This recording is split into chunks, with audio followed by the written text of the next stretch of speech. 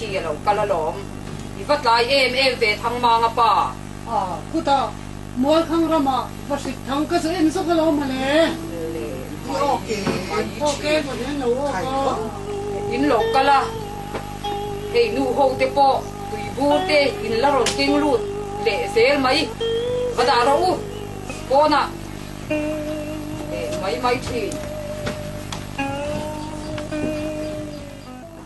tui bu te biak in chunga ken tu to lo tu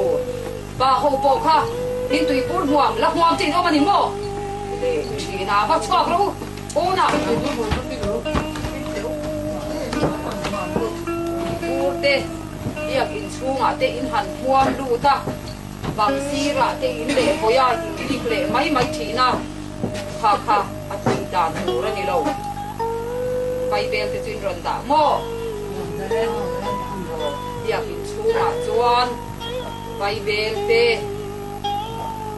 tui bur te ken tu lo tu ra ni a in tui bur muam te po na piksa veka lo tu ra ni khom chunga chuan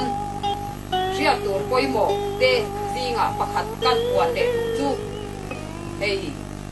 in dai le nin in in mong thiar nan biak in bang thia to lom tu me che ho kha mi pala min hoi tu ra ni lo enga tinge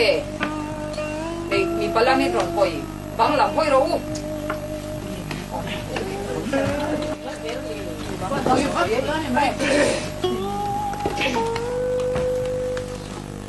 hôm na chết lâu tu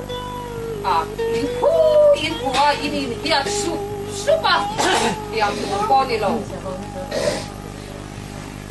le pathian thui ngai thang u mun takin ngai tharo u pathian in khovel mangai em ha chu ti chuan in papa mal nei chuna pe ni chu makin ti em papa mal nei chun ama chawa papa dang ko nei lo panu ko anei kan se lo bakhat chau anei ni chu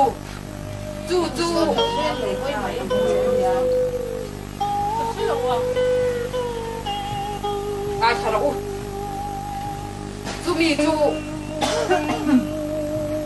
khobela aron kal ti ra ni chu isu an ti kha ani in sia em pathian pakna la kan sa anga kan la in kan ding anga in lam be ni ko in lam tua la lam be to tu ra ni a